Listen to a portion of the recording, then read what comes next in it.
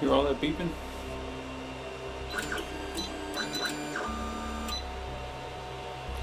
So you may remember when I for the very first time I tried the AnyCubic i3 that I got that very same beeping right from the get-go, and I sort of just like shrugged it off as just weird, I guess, because it printed fine. You hear beeping right now. But what's happened recently is I've had a couple of issues doing some prints. I don't know if you can see this. See a little blob there? That's happened to me on several prints lately, where the printer would just stop in the middle of the print job without any explanation, and then and the heater is still on, so it's just sitting there and just melting plastic. And it's happened 4 times now, and the beeping has increased. There's more beeping going on. So I looked up online about other people having the same issue possibly, and of course, as is often the case, there are a lot of people that experience this issue. And the recommendation that someone got from AnyCubic is to open up the printer and reseat several cables. I have pictures of the cables. I'm going to use them as a reference. I'll include them in the video. But we're going to try to do that, see if it helps my issue or not. Because I don't know that the beeping correlates with the prints just abruptly stopping. Just to back up, the first couple times it happened, I thought that maybe the issue was maybe the SD card was corrupted, because I've read other places that sometimes when an SD card's going bad, prints can act strangely, including just stopping for no apparent reason. So I did try a different SD card with the same file, and had the same problem. And then I went and I took that same STL and loaded it on the Ender. The Ender behind me, and it printed just fine. So that's what got me on the trail of thinking there's something going on with my i3 MEGA. So let's open it up. Alright, so basically, from what I saw, you just kind of flip it on end. I have it unplugged, obviously, to get access down below, because this is what we need to take off. So first, I'm going to be removing this crossbar here. And these are all Allen screws as far as I can tell.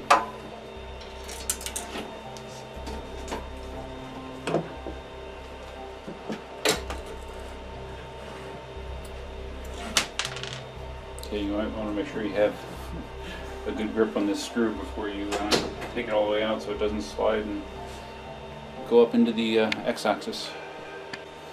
Okay, crossbar's off. As you can see, there's some wires associated with it, so keep that in mind. I'm just going to start removing what looks like obvious screws to hold the bottom on. I'll give you a count when I'm finished. Okay, it looks like it's 8 screws. 1, 2, 3, 1, 2, 3, 1, 2. Alright, so let's slide this out of the way. Alright, if you were wondering what the inside of an AnyCubic i3 looks like, you can wonder no more.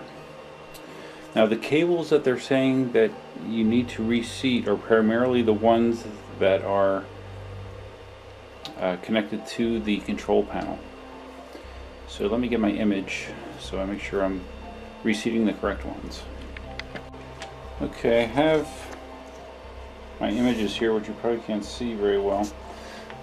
But basically it's saying that the connectors I need to mess with, there's a little buckle connector up here, right behind the, it's part of the control panel board. And then it says to reseat this cable and this side of the cable. Those are the 3 cables that it says you need to worry about, so let's do it.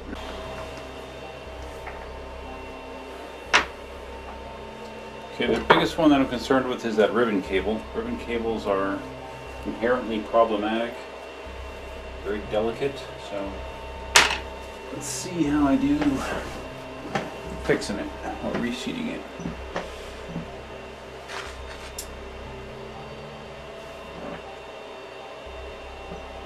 Wow, it's really delicate and really small, which isn't a good combination for me. So we call this the buckle connector. Loosen the buckle and reinstall wires.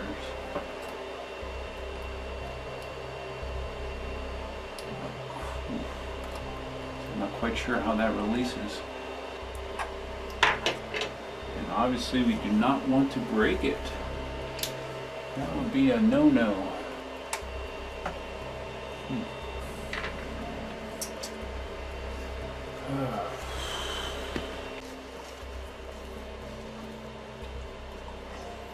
Alright, well, it's not easily apparent to me how that buckle connector gets released. And I'm very concerned with possibly breaking it if I pry on the wrong thing. So I'm doing the connectors that are clearly obvious with how they come out.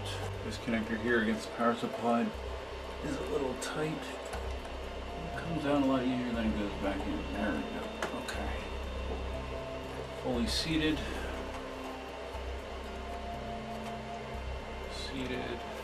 Alright, I'll mess with this buckle connector a little bit yet. Now, I even have my magnifying glass here and I'm looking at this connector and I just don't see clearly how that comes out. And the last thing I want to do is screw it up. So I reseated the big connectors. We'll put it back together and see if it acts any differently.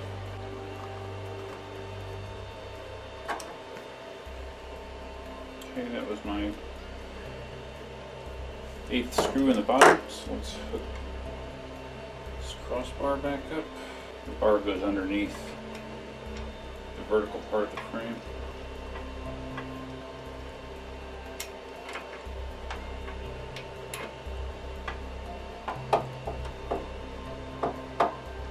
And just start it by hand and then probably get it the rest of the way with the driver. Flip this sucker back up.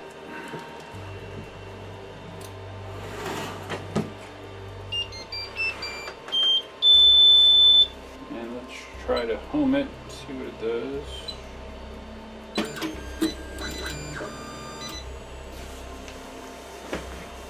And one thing I was wondering if it was related to is I read on the forum, on some forum, not sure which one it was, about how the i3 MEGA had issues with the Z rods getting misaligned, I guess, or basically not being balanced.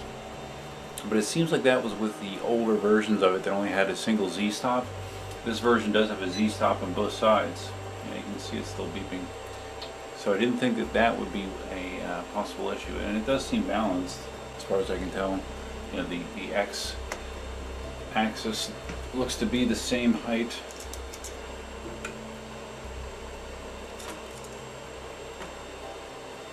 Yeah, looks the same to me.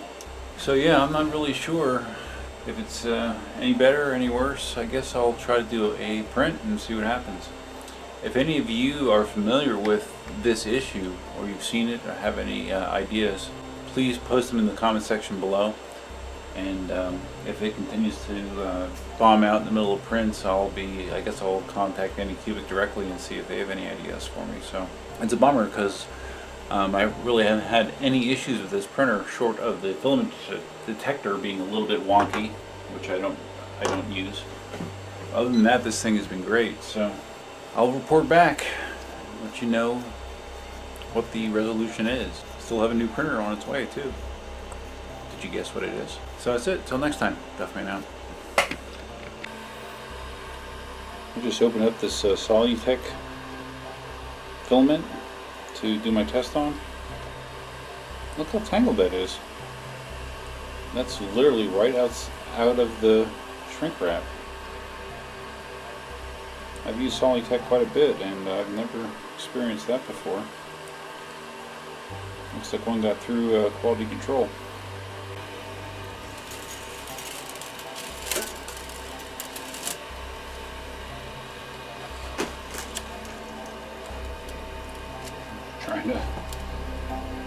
rewind this myself.